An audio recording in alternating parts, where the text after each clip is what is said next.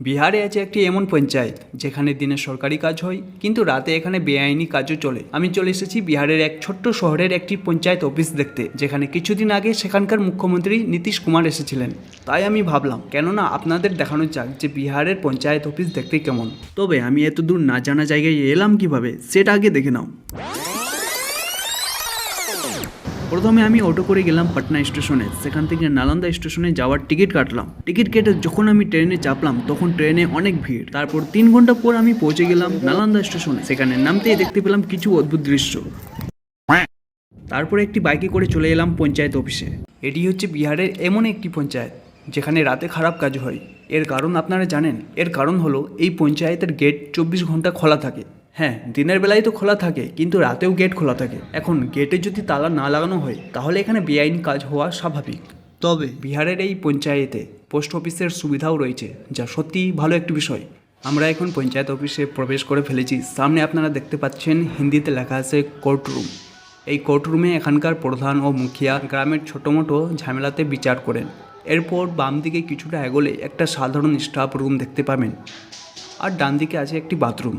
আবার বাম দিকে কিছুটা এগোলে আরও কয়েকটি স্টাফ রুম আছে। এই পঞ্চায়েতের টোটাল 3টে এক্সিট গেটও রয়েছে, যার মধ্যে এটি হলো দ্বিতীয় এক্সিট গেট। বাইরে বের হলে চারপাশে মাঠ ও ক্ষেত দেখা যায় এবং এখানকার ওয়েদারও অনেক ভালো, কারণ আমরা এখন শহরের থেকে অনেক দূরে রয়েছি। আরেকটি অর্থাৎ তৃতীয় এক্সিট গেট সামনে আপনারা দেখতে পাচ্ছেন। আরও একটি এগোলে ডান দিকে আপনারা কিছুটা দেখতে পাবেন অফিস রুম। এবার আমরা দোতলায় যেতে চলেছি, যেখানে রাতে বেআইনি কাজ হয়।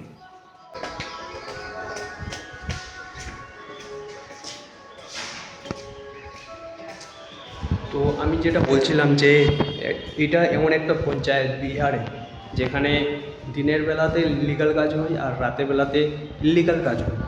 তো ইল্লিগাল কাজ হচ্ছে যে এখানে অনেক কেউ থাকে না রাতে, ঠিক আছে? তাও এখানে এই যে তোষক, কাপড়, বিছানা সব এখানে পড়ে আছে। তা আপনারা বুঝতে পারেন যে এখানে কী ইল্লিগাল কাজ হতে পারে। আর এইখানে এমন এমন জিনিস আছে যেটা আমি আপনাদেরকে দেখাতে পারবো না, ঠিক আছে? তো বিহারে এগুলো কমন।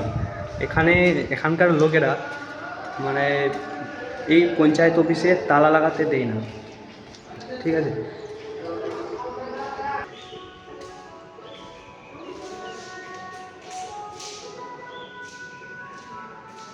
আরও এমন এমন জিনিস ছিল যেটা আমি আপনাদেরকে দেখাতে পারবো না। এখন আমরা যাচ্ছি পঞ্চায়েত অফিসের ছাদ। চারিদিকে পুরো ক্ষেত, চাষবাস হয় এখানে ভালো।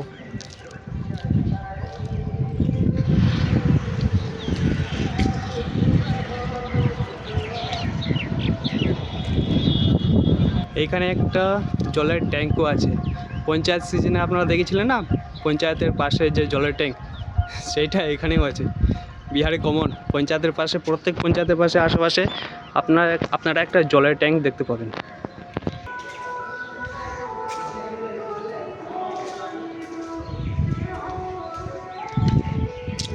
তো বন্ধুরা, আজকের জন্য এতটুকুই। তোমরা অবশ্যই কমেন্ট করে জানাও যে বিহারের পঞ্চায়েতের তুলনায় তোমাদের আশেপাশের পঞ্চায়েতে কতটা পার্থক্য।